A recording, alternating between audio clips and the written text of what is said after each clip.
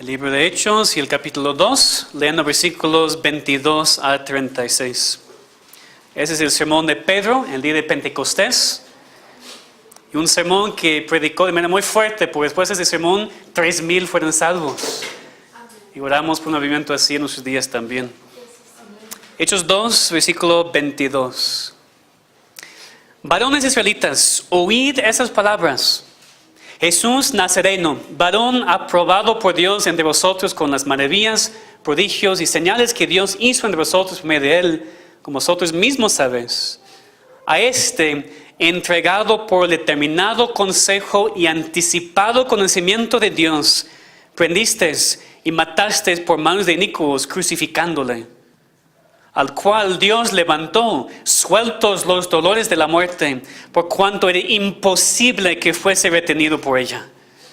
Porque David dice de él: veía al Señor siempre delante de mí, porque está a mi diestra, no seré conmovido. Por lo cual mi corazón se alegró y se gozó mi lengua, y aún mi carne descansará en esperanza. Porque no dejarás mi alma en el Hades, ni permitirás que tu santo vea corrupción. Me hiciste conocer los caminos de la vida, me llenarás de gozo con tu presencia. Varones hermanos, se os puede decir libremente el patriarca David, que murió y fue sepultado, y su sepulcro está con nosotros hasta el día de hoy. Pero siendo profeta, y sabiendo que con juramento Dios le había jurado que de su descendencia, en cuanto a la carne, levantaría al Cristo para que se sentase en su trono, viéndolo antes, habló de la resurrección de Cristo, que su alma no fue dejada en el Hades, ni su carne vio corrupción. A este Jesús resucitó Dios, de lo cual todos nosotros somos testigos. Así que exaltado por la diestra de Dios, y habiendo recibido del Padre la promesa del Espíritu Santo, ha derramado esto que vosotros veis y oís. Porque David no subió a los cielos, pero él mismo dice: dijo el Señor a mi Señor, siéntate a mi diestra, hasta que ponga a tus enemigos por estrado de tus pies. Sepa pues ciertísimamente toda la casa de Israel, que a este Jesús, a quien vosotros crucificasteis, Dios le ha hecho Señor y Cristo. Así dice la palabra de Dios. Vamos a pedirle que lo aplique a nuestros corazones. Padre, muchas gracias por tu palabra inspirada. Gracias que no tenemos palabras del hombre, sino la palabra del Dios vivo. Enséñanos, te pedimos, Señor, en este momento, que tu Espíritu Santo abra nuestro entendimiento para que podamos ver las maravillas de tu ley, para que podamos ver a Cristo resucitado y tu poder en ese milagro. Te pedimos en el nombre de Cristo. Amén. Hay una cosa a la cual naturalmente todo el mundo tiene miedo. Una cosa que nos da pesadillas. Una cosa que a través de toda la historia del mundo ha vencido al ser humano. Me refiero, por supuesto, a la muerte. Tememos la muerte. O la nuestra, o la muerte de nuestros seres queridos. Es un enemigo implacable, es un enemigo que no cesa, es un enemigo que no podemos vencer en nuestras fuerzas. Es una cosa que tiene poder sobre la raza humana y nadie la puede resistir. Y no solamente que la muerte viene para todo ser humano, no solamente que todos mueren, sino que también nadie regresa después de la muerte. Nadie muere y después regresa diciendo: bueno, yo sufrí la muerte por un rato y después la vencí y regresé. La muerte no pierde su presa, sus víctimas. Y por eso es tan impresionante cuando leemos aquí en Hechos 2:24, que hablando de Cristo dice: era imposible que fuese retenido por ella, por la muerte. La muerte no podía retener a Cristo. No podía. No solamente que Cristo venció la muerte, sino que era imposible que fuera retenido por ella. Imposible completamente. Y esto es lo que hace a Cristo diferente que, por ejemplo, a Enoc y Elías. Ustedes recuerdan que esos dos hombres no murieron. Fueron llevados directamente al cielo.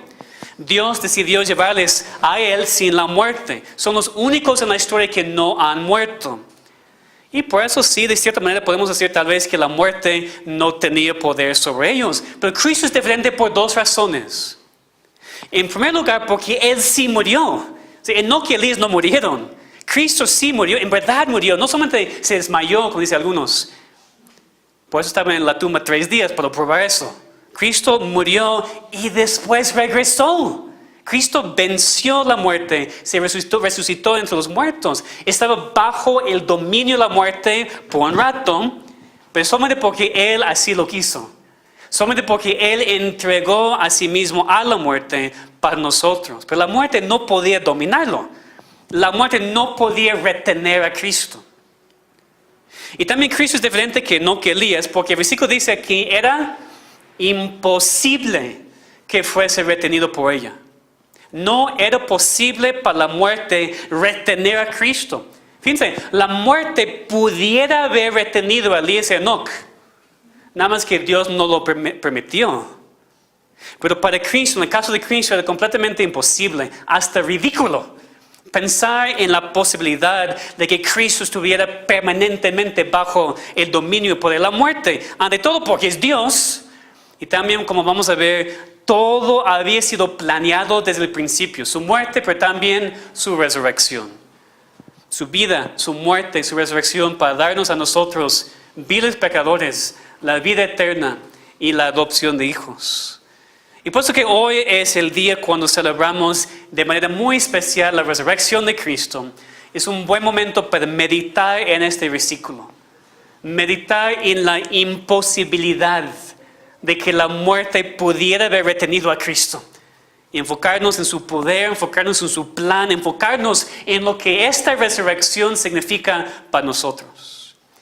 Vamos a ver hoy este pasaje que la muerte no podía retener a Cristo debido a su poder, su promesa y su propósito. En primer lugar, entonces, la muerte no podía retener a Cristo debido a su poder. ¿Quién es este Cristo quien no podía ser retenido por la muerte? ¿Quién es este Cristo sobre quien la muerte no podía ejercer su dominio? Pues por un lado leemos el versículo 22. No cierren sus Biblias, por favor, leen conmigo.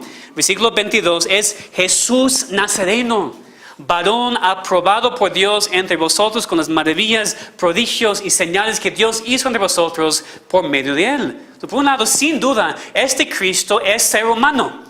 Este Cristo es un hombre nacido de la Virgen María, hermano con la raza humana, hecho en todo como nosotros, pero sin pecado. Cristo Jesús es 100% hombre. Pero eso no es todo. También es el Hijo de Dios, Dios mismo, Dios encarnado, Dios en forma de ser humano, pero todavía es 100% Dios. Porque leemos en Juan 1, en el principio era el verbo, y el verbo era con Dios, y el verbo era Dios. En Hebreos 1:8 leemos las palabras de Dios mismo. Mas del Hijo dice, tu trono, oh Dios, por el siglo del siglo. Cetro de equidad es el cetro de tu reino. Romanos 9:5 dice, vino Cristo, el cual es Dios sobre todas las cosas, bendito por los siglos. Amén. Entonces no hay ninguna duda para aquellos que creen en Dios y para aquellos que creen en la palabra de Dios, que Cristo es Dios. Debemos cuidar aquí también en nuestro texto. Este es el Mesías profetizado por David. Profetizado como Señor, Rey, Dios mismo. Pedro dice en el versículo 38 de nuestro pasaje que necesitamos ser bautizados en su nombre. Reflejando lo que Cristo mismo dijo en Mateo 28, cuando mandó a sus discípulos a bautizar en el nombre, fíjense bien, singular, el nombre del Padre, del Hijo y del Espíritu Santo. Por supuesto, no podemos explicar con nuestras mentes finitas el milagro del Dios hombre, que Cristo es 100% hombre y al mismo tiempo 100% Dios. Pero es la enseñanza clara de la Biblia y por eso la creemos. Y por eso la muerte no tenía poder sobre Cristo. Por eso la muerte no podía retenerlo debido a su poder divino, debido a su poder como Dios. Y esto aún tiene más sentido cuando recordamos que Cristo también es el creador de todo. Juan 1:3 dice que hablando del verbo, todas las cosas por Él fueron hechas. Y sin Él nada de lo que ha sido hecho fue hecho.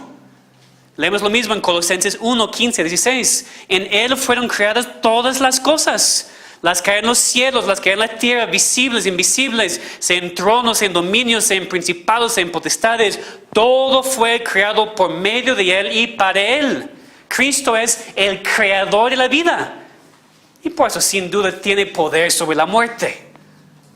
Pues más, porque Cristo también es la vida. Cristo dijo en Juan 14, 6, yo soy el camino, la verdad y la vida. Nadie viene al Padre sino por mí. Fíjense que no es simplemente que Cristo tiene vida. Cristo es vida. Tiene vida en sí mismo. Por eso, por su poder divino, la muerte no tiene poder sobre Él. Por su poder divino, Él conquistó la muerte no podía retenerlo. Era imposible que fuera retenido por la muerte. Y lo que nos anima en todo eso es que Cristo no usa todo este poder divino solamente para Él mismo, sino para nosotros también. En su poder también Él nos promete nuestra resurrección. Cristo dijo en Juan 11, 25, yo soy la resurrección y la vida. El que cree en mí, aunque esté muerto, vivirá. Otra vez vemos aquí, Cristo dice que es la vida, es la resurrección. Después viene la parte para nosotros. El que cree en mí, aunque esté muerto, vivirá. Pues qué buenas noticias, ¿verdad? Porque todo ser humano, cada ser humano sin excepción, está muerto, naturalmente. Se nace muerto. Muerto en delitos y pecados, como dice Efesios 2:1, sin la vida eterna, sin la vida verdadera y sin esperanza. Somos naturalmente cadáveres espirituales andando en este mundo. Y la mayoría de la gente no se dan cuenta. No sabe que está muerto. No se da cuenta de que espiritualmente es un rebelde en contra de Dios, un muerto, viviendo bajo la condenación de Dios por sus pecados en contra de un Dios 3 veces santo. Y si estás aquí y nunca te has dado cuenta de esta verdad, si siempre has escuchado, tú eres una muy buena persona, no te preocupes, Dios va a salvarte. Si has ido a otras iglesias en donde enseñan, no te preocupes, haz lo mejor y Dios va a aceptarte en el cielo cuando mueras. Estoy aquí para decirte que la palabra de Dios dice algo muy diferente. La palabra de Dios dice que estás muerto,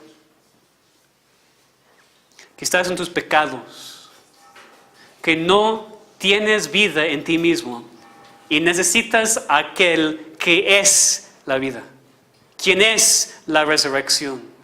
Si nunca te has dado cuenta de tu gran necesidad de Dios, tu gran necesidad de la vida eterna, ¿qué mejor día para reconocer esa necesidad y pedir a Dios por la salvación que no es por tus obras, sino solamente por su gracia? En un día cuando estamos celebrando la resurrección de Cristo, su gran poder divino en resucitarse a sí mismo de entre los muertos, tú también puedes recibir la vida verdadera, la vida eterna.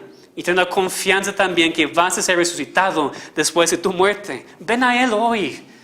Y aquí seas joven o visito adulto. Hoy es el día para pedir a Dios por la salvación que solamente en Él. Hoy es el día para reconocer que tú no puedes en ti mismo, que estás completamente muerto y necesitas a Cristo, quien vino y vivió por ti, murió por ti, resucitó por ti, para que puedas tener la vida eterna que tú no mereces, pero que puede ser tuya por medio de Cristo. Hoy, no esperes más. No esperes más. El poder divino de la resurrección es lo que nos da vida. Al incrédulo para que sea salvo. Y al cristiano también lo que nos fortalece constantemente. Nosotros aquí que hemos sido salvos no somos mejores que nadie. Hemos sido rescatados. Esa es la única diferencia de nosotros y los demás. Y necesitamos también este mismo poder. Primero para salvarnos y después para fortalecernos, para protegernos, para bendecirnos. Y hermanos, necesitamos estar animados cuando estudiamos el poder divino de nuestro Dios, de nuestro Salvador. Porque con un poder así, con un poder que aún puede vencer la muerte, ¿quién puede resistir a nuestro Cristo? ¿Quién puede? Nadie. Si Él es por nosotros, ¿quién contra nosotros? El poder de Cristo es nuestro poder también. Si la muerte no puede vencer a Cristo, no puede vencernos a nosotros tampoco.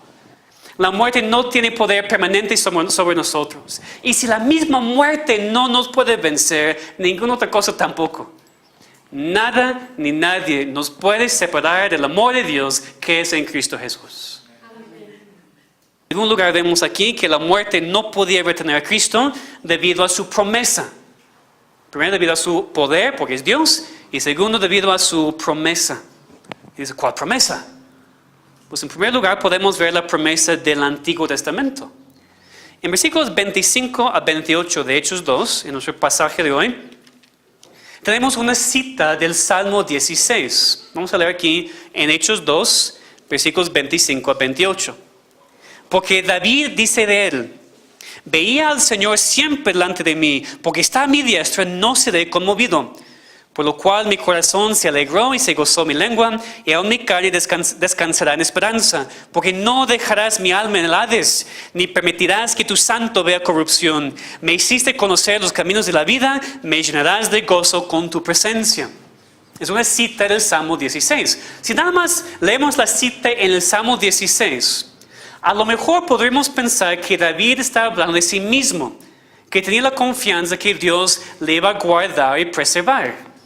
Aunque es la verdad en cierto sentido, porque David ahora está en el cielo con Dios, viviendo para siempre, Pedro aquí en su sermón explica la razón por la cual cita este pasaje. Versículo 29. Varones hermanos, se os puede decir libremente del patriarca David que murió y fue sepultado, y su sepulcro está con nosotros hasta el día de hoy. Pedro está diciendo, David mismo dijo, Dios, no me vas a abandonar, no dejarás mi alma en el Hades, que se refiere a la tumba. No permitirás que tu santo vea corrupción. Y Pedro dice, pero fíjense hermanos, David está muerto. Todavía está en su sepulcro y podemos visitarlo. Entonces, ¿qué pasó, Pedro? La profecía de David, o la promesa de Dios a David, ¿no fue cumplida? No, dice versículo 30. Pero siendo profeta y sabiendo que con juramento Dios le había jurado que de su descendencia en contra de la carne levantaría al Cristo para que se sentase en su trono, viéndolo antes, David habló de la resurrección de Cristo, que su alma no fue dejada en el Hades, ni su carne vio corrupción. Esa es la explicación, Pedro está diciendo, David dijo eso profetizando de Cristo, no habla de sí mismo, profetizando de Cristo. Es lo que va a pasar con Cristo. David vio antes, habló de la resurrección de Cristo, que su alma no fue dejada en el Hades, que a veces significa la tumba, la muerte, ni su carne vio corrupción. Entonces, la muerte no tenía poder sobre Cristo porque ya había sido profetizado que iba a resucitarse. La muerte no podía retener a Cristo debido a la promesa del Antiguo Testamento. La profecía que Él no iba a quedarse en la tumba, sino resucitarse. Pero no solamente vemos eso en el Antiguo Testamento, también vemos la profecía de la resurrección de Cristo en el Nuevo. Cristo mismo dijo en Juan 2, hablando a los judíos, destruyan este templo y en 3 días lo levantaré. Esto confundió muchísimo a los judíos, ¿verdad? Porque pensaban que se refería al templo físico que tardó 46 años en ser construido. Y dijeron, ¿cómo vas a construir el templo en 3 días? Pero Juan nos dice después que él hablaba del templo de su cuerpo. Por tanto, cuando resucitó entre los muertos, sus discípulos se acordaron que había dicho esto y creyeron la escritura y la palabra que Jesús había dicho. Cristo mismo profetizó su resurrección. Los ángeles en la tumba, cuando Cristo había resucitado, acordaron a las mujeres de esta verdad.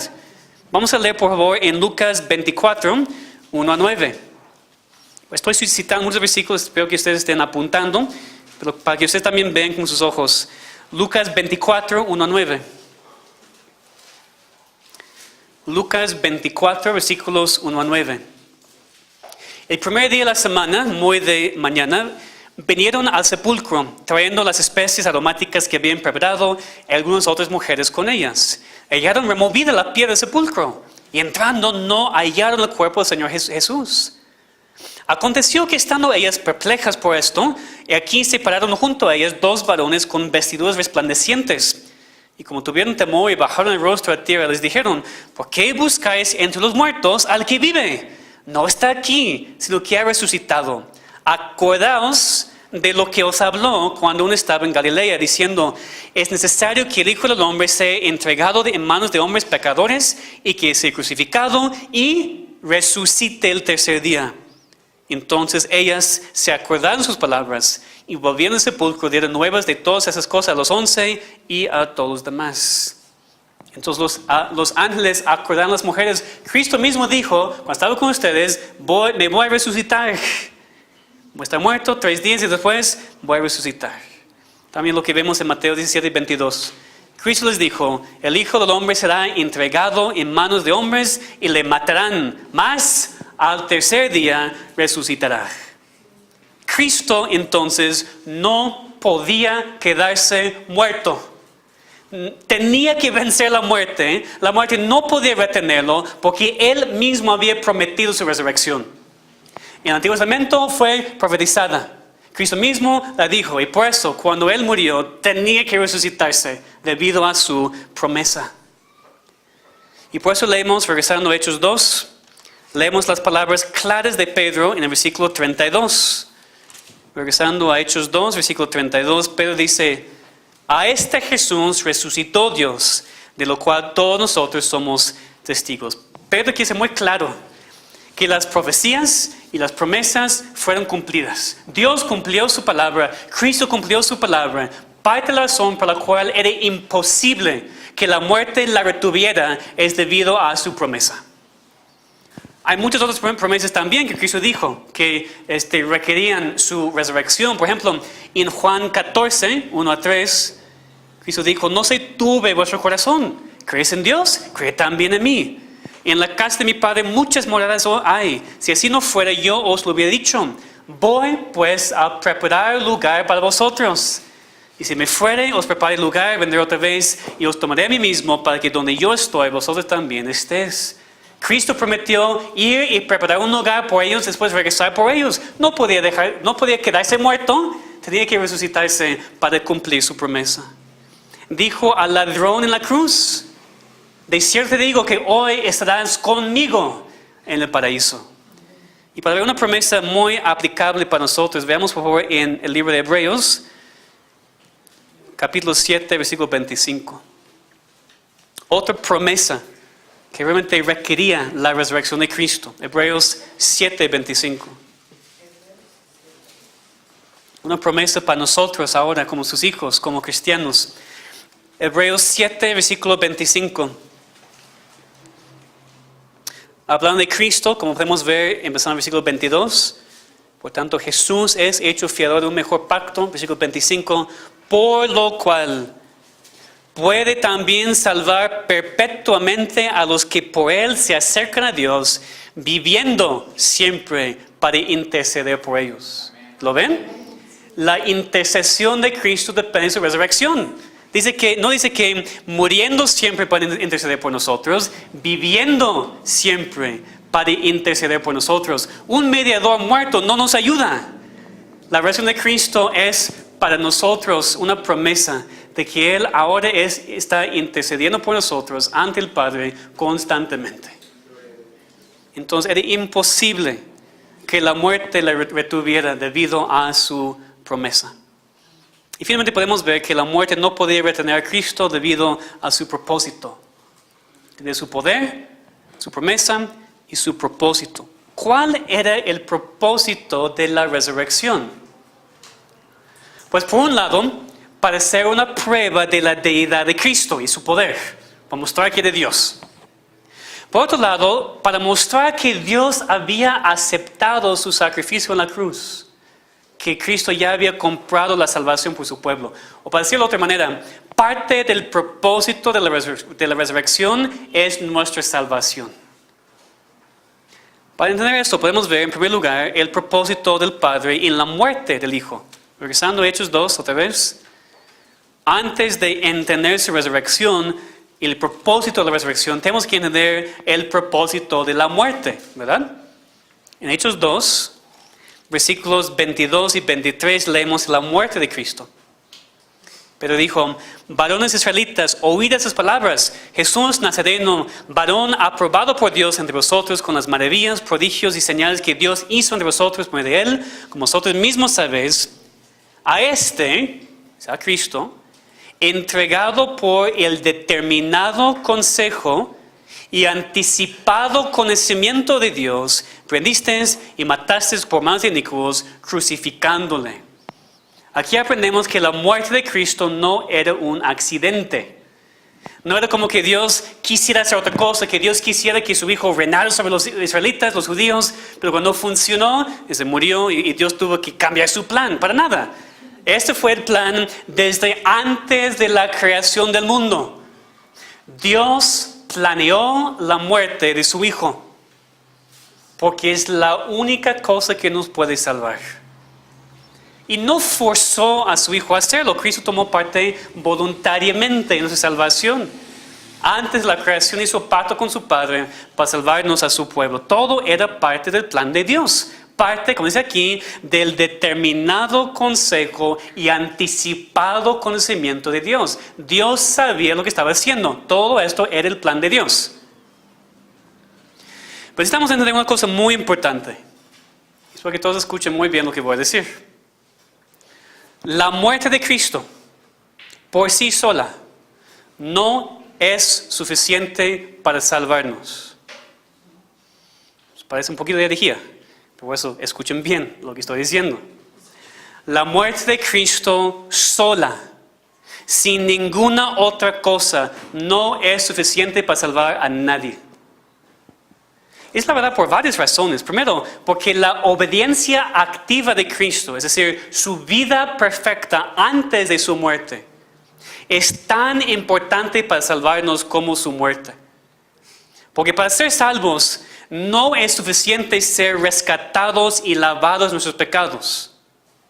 También necesitamos ser hechos justos para poder estar ante un Dios santo.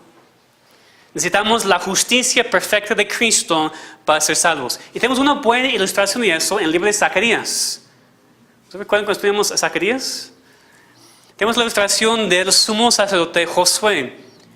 Él estaba parado ante Dios con su ropa sucia, manchada, vil, es la palabra vil. No solamente un poquito de lodo, vil, trapos de inmundicia, como dice en Isaías. Así representando sus pecados. Y Dios vino, ¿y qué hizo? Quitó su ropa sucia. ¿Eso es todo lo que hizo? No, no le dejó desnudo. ¿Qué hizo? Le vistió con ropa nueva, limpia. Esa es la salvación. No es suficiente que solamente tus pecados sean quitados. Necesitas también una justicia ajena, una justicia de otra persona, aplicada a tu cuenta. Para que puedas estar ante Dios, no desnudo, sin pecado, sino sin pecado y vestido en la justicia de Cristo. Por eso digo, la muerte de Cristo sola no puede salvar. Se requiere primero su vida. Porque Cristo, cuando vivió todo ese tiempo de su muerte, vivió perfectamente bajo la ley, cumplió la ley perfectamente, y esta justicia ya es aplicada a nuestra cuenta para que podamos estar vestidos ante Dios y ser salvos. No solamente quitar el pecado, también darnos la perfecta justicia. Y también su muerte solo no es suficiente porque también se necesita la resurrección, ¿verdad? Porque un salvador muerto no puede salvar. ¿Cómo puede un salvador decir, yo voy a rescatarte de la muerte, darte la vida eterna, si está muerto? ¿Verdad? Se requiere todo, su vida perfecta, su muerte sustitutoria y su resurrección victoriosa. Esas tres cosas son necesarias para nuestra salvación. Y por eso vemos, Cristo no podía ser retenido por la muerte debido a su propósito. Para poder salvarnos tenía que resucitarse de entre los muertos. Y la Biblia nos enseña eso muy claramente. Ven conmigo en 1 Corintios 15, versículos 1 a 4. Podemos ver muy claramente que la resurrección de Cristo es parte del Evangelio, es parte de lo que necesitamos para ser salvos. 1 Corintios 15, versículos 1 a 4. Aquí Pablo resume lo que es el Evangelio. 1 Corintios 15, 1 a 4. Además, os declaro, hermanos, el evangelio que os he predicado, el cual también recibisteis, en el cual también perseveráis. Entonces Pablo está diciendo, ese es el evangelio. Recuerden, eso es lo que es. Por el cual asimismo, si retenéis la palabra que os he predicado, sois salvos si no creísteis en vano. Porque primeramente os he enseñado lo que asimismo recibí. Aquí resume el evangelio. Que Cristo murió por nuestros pecados conforme a las Escrituras, que fue sepultado y que resucitó al tercer día conforme a las Escrituras. Es el resumen del evangelio, incluye la resurrección de Cristo. En Hechos 3 también vemos lo mismo. Pablo está predicando y él dice, nosotros también os anunciamos el evangelio, el evangelio de aquella promesa hecha a los padres, la cual Dios ha cumplido, resucitando a Jesús. La resurrección es una parte central del evangelio. Y por eso, y digo eso porque hay personas hoy en día que dicen que son cristianos y dicen que no creen en la resurrección de Cristo. ¿Y saben qué? No son cristianos. Porque sin la resurrección no hay salvación. Si Cristo está muerto, no es un salvador. Que no seamos engañados por esta falsa doctrina. El propósito del Padre y el propósito del Hijo, porque es la misma voluntad entre los dos en cuanto a salvarnos. El propósito de Dios era la resurrección de Cristo. Para mostrar su gloria, para mostrar lo que Cristo había hecho en la cruz y que fue aceptado, y también para darnos la salvación. Su propósito en la resurrección es salvarnos, y por eso no podía estar bajo dominio de la muerte. Por eso la muerte no podía retenerlo, tenía que conquistarla para ser nuestro Salvador y darnos la vida eterna. La muerte no podía retener a nuestro Cristo. Vemos lo mismo en muchos otros pasajes también. Vamos a leer nada más aquí en 1 Corintios 15, 12 a 20. Pero si se predica de Cristo que resucitó a los muertos, ¿cómo dice algunos entre vosotros que no hay resurrección de muertos?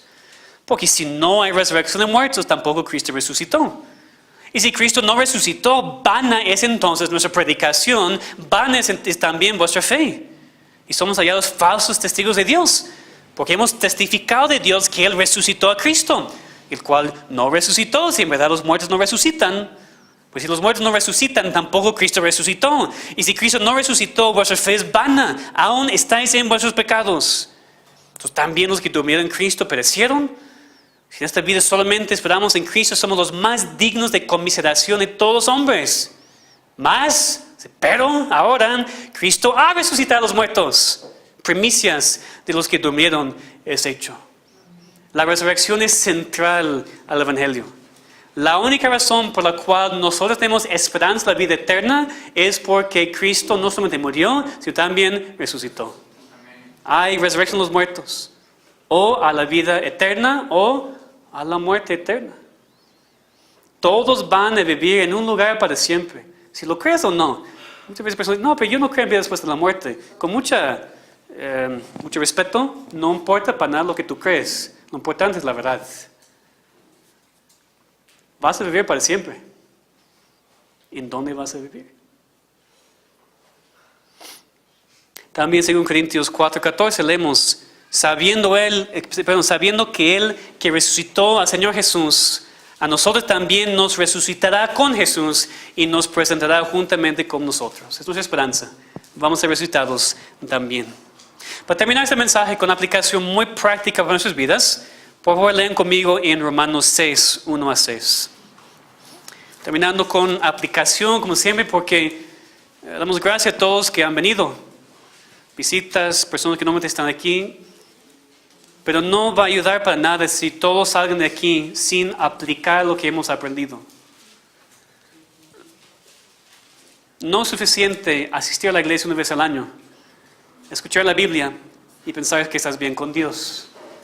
Es importante ahora aplicar lo que hemos escuchado y aprendido a nuestras vidas. Romanos 6, 1 a 6. ¿Qué pues diremos? ¿Perseveraremos en el pecado para que la gracia abunde? En ninguna manera. Porque los que hemos muerto al pecado, ¿cómo viviremos aún en él? ¿O no sabéis que todos que hemos sido bautizados en Cristo Jesús, hemos sido bautizados en su muerte? Porque somos sepultados juntamente con Él para muerte por el bautismo, a fin de que, como Cristo resucitó a los muertos por la gloria del Padre, así también nosotros andemos en vida nueva. Porque si fuimos plantados juntamente con Él en la semejanza de su muerte, así también nos seremos en la de su resurrección. Sabiendo esto, que nuestro viejo hombre fue crucificado juntamente con Él, para que el cuerpo del pecado sea destruido, a fin de que no sirvamos más al pecado. Fíjense en versículos 4 y 6.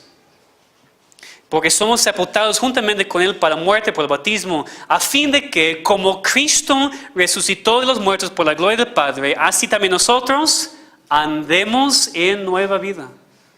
Versículo 6 al final, a fin de que no sirvamos más al pecado. Parte del fin de Cristo, parte del propósito de Cristo en su resurrección es que nosotros andemos en vida nueva. Y por supuesto, la vida nueva se refiere a la vida eterna, a la salvación en el cielo para siempre. Pues mucho más también, porque a veces creo que olvidamos que la vida nueva empieza aquí en esta tierra. No estamos esperando el cielo para empezar a vivir para Dios, o no deberíamos. La vida nueva empieza aquí. ¿Y cómo debemos andar aquí? En vida nueva. ¿Qué significa? Versículo 6 al final, a fin de que no sirvamos más al pecado. Y el resto del capítulo explica este punto, cómo no servir más al pecado. Por supuesto, vamos a vivir con Dios un día para siempre si somos cristianos, pero esta vida nueva empieza ahora. Y necesitamos andar en vida que en verdad es nueva. Ya somos nuevas criaturas, dice la palabra, nueva creación. Entonces tenemos que vivir de manera diferente, radicalmente diferente de cómo éramos antes de la salvación. La resurrección de Cristo tiene como resultado el llamado al cristiano a andar en vida nueva, andar radicalmente diferente que el mundo en el cual vivimos. No sé si has pensado en eso, pues es muy práctico, ¿verdad? ¿Alguna vez has pensado que la resurrección de Cristo afecta tu vida diaria? No solamente en tu salvación, sino también en tu santificación.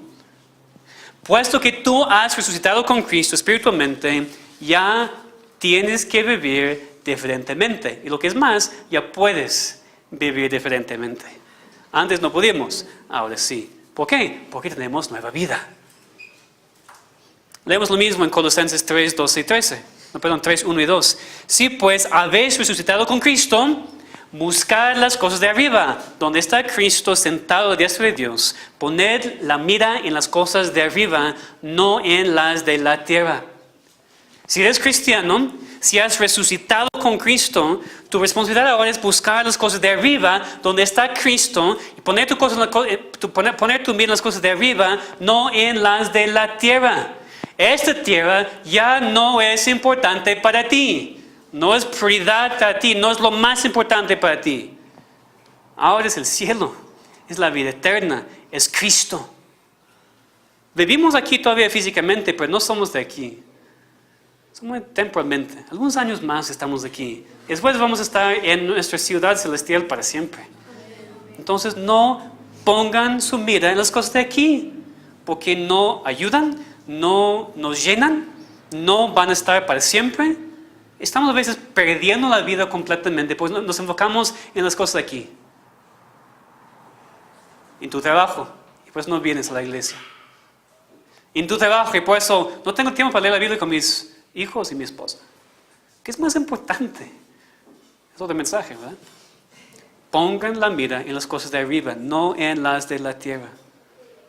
Todo aquí es pasajero. Todo aquí va a perecer muy rápido. Pongan su mira en las cosas de arriba. Para aquellos aquí que no son cristianos, dices, no, la verdad, pastor, no entiendo eso para nada, porque si no pongo mi mira en las cosas de aquí, ¿cómo voy a vivir? ¿Cómo voy a comer? ¿Cómo voy a tener dinero para mi familia? No entiendo. Pues sí, porque necesitas primero nueva vida, antes de tener una nueva perspectiva. Necesitas ahora reconocer que yo no entiendo nada de lo que estás diciendo, porque mi mente todavía está en las cosas de este mundo. ¿Cómo debería yo responder, pastor? Nuestro pasaje nos dice, regresemos por favor a Hechos 2, y voy a terminar así como Pedro terminó su mensaje. Hechos 2, y en el versículo 36 Pedro termina su sermón.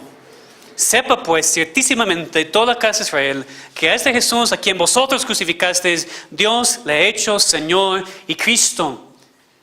Escúcheme bien, Él es Señor y Cristo. Es Señor que habla de señorío, de soberanía. Él tiene control sobre todo y sobre todos. Es Cristo, es el Mesías, es el Salvador y es el único que te puede salvar de tus pecados.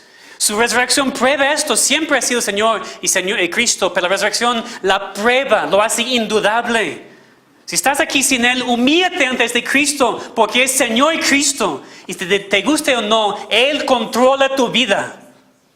Humíllate ante Él, humíllate ante tu soberano y pídele la salvación para que tengas nueva vida. Deberías responder, incrédulo, así como los judíos aquí en Hechos 2. Pedro terminó su sermón y veamos la respuesta en el versículo 37. Al oír esto, se compungieron de corazón y dijeron a Pedro los otros apóstoles: varones hermanos, ¿qué haremos? Fíjense, en el poder de la palabra de Dios, se compungieron de corazón, fueron convencidos de sus pecados y su necesidad de la salvación. Y pues dijeron a Pedro y los otros apóstoles: ¿qué haremos?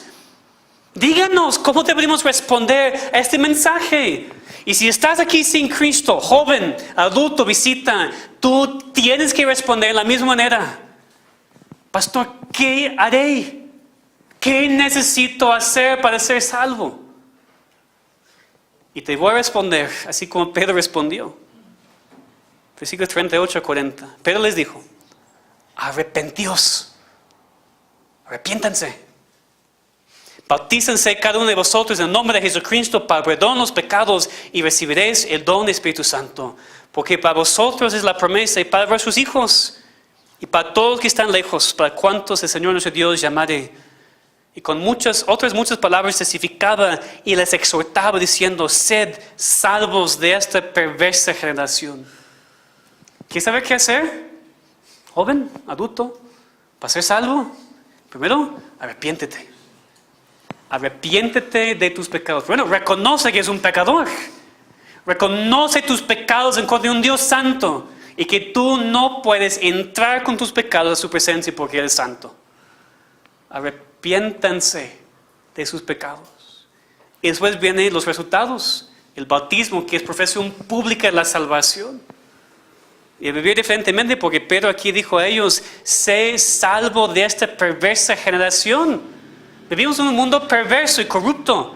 Se refiere aquí a personas que viven sin Dios, en pecado y rebeldía en contra de Él. Amigo, esta generación perversa no tiene nada para ti. Ni para ti, joven. A veces piensas que sí, no voy a continuar el mundo por un rato porque me da mucho. Y yo sé que si ahora voy a ser cristiano tengo que dejar todo eso y todavía no quiero. Te prometo una cosa, aunque no me crees: esta perversa generación, este mundo corrupto no tiene nada para ofrecerte. Y te vas a dar cuenta muy pronto. Arrepiéntete entonces primero. Pide a Dios por esa salvación. Ven a Cristo para la salvación de tu alma. Y oremos nosotros que por resultados, como vemos aquí en el versículo 41 47. Así que los que recibieron la palabra fueron bautizados y se añadieron aquel día como 3,000 personas. Y perseveraban en la doctrina de los apóstoles, en la comunión unos con otros, en el partimiento de pan, en las oraciones. Y sobrevino temor a toda persona. Y muchas maravillas y señales eran hechas por los apóstoles. Todos los que habían creído estaban juntos. Tenían en común todas las cosas, vendían sus propiedades, sus bienes y lo repartían a todos según la necesidad de cada uno. Y perseverando unánimes cada día en el templo y partiendo el pan en las casas, comiendo juntos con alegría y sencillez de corazón, alabando a Dios y teniendo favor con todo el pueblo. Y el Señor añadía cada día a la iglesia los que habían de ser salvos. Ese es el tipo de iglesia que queremos. Es el tipo de ciudad que queremos. Es el tipo de país que queremos. Personas salvas, perseverando unánimes en doctrina, en oración, en comunión. Juntos celebrando la vida, la muerte y la resurrección de nuestro gran Señor y Salvador Jesucristo. Que Dios se complazca a hacer este milagro aquí entre nosotros. Vamos a orar. Padre, gracias, muchas gracias de todo corazón por la vida, la muerte y la resurrección de Cristo. Por su persona y por su obra, que es lo que nos salva de sus pecados. Y te pedimos, Señor, te rogamos con todo nuestro corazón por cualquier persona aquí que todavía está resistiendo ese evangelio. Personas que todavía piensan que pueden en sí mismos.